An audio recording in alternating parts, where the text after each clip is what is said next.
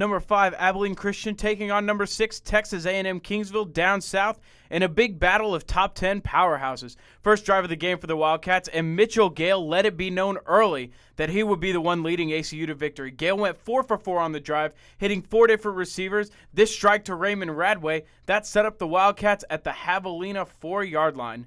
Daryl Cantu-Harkless took it in from there on his 3rd straight start, filling in for Daryl Richardson. Daryl Richardson did come back in the game, had 10 carries for 23 yards. First Kingsville possession, it's Nate Popple looking for Ryan Lincoln, and he overthrows him. That's one of a handful of overthrows that Popple had on the night. That definitely hurt the Kingsville Javelinas. Next ACU drive, it's Cantu-Harkless getting around the outside, but the Wildcats get flagged for holding, one of the 12 penalties called on ACU in the game for 99 yards. Just before halftime, ACU was driving again, and Gale found Gates on the wide receiver screen, and he burns the defense for 13 yards, stepping out of bounds. Next play, Gale goes back to Gates, this time in the end zone for the ACU touchdown. Wildcats up at the half, 14-0.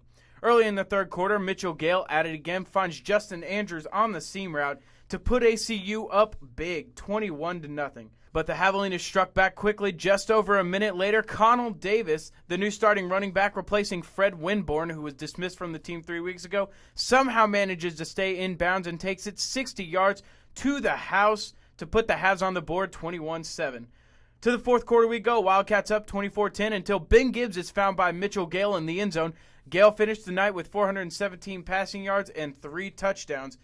Javelina fans seemed to think it was over at 31-10, but it was just getting started. 2 minutes later, the Javelinas answered when Nate Popple found University of Arizona transfer Delashawn Dean in the back of the end zone. Here come the Javelinas.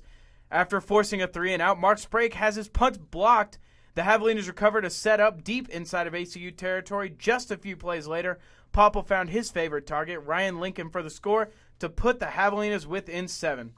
And it was time for the defense to step up again on third down. Mitchell Gale looking for Kendrick Johnson, who can handle the throw. The Javelinas are fired up and ready to take it to ACU. But the Wildcat defense stepped up when it had to, and Popple's pass was deflected in the air, and Darian Williams, with his 2nd interception of the season, comes down with it. That would seal the Javelinas' fate. Wildcats win 31-24.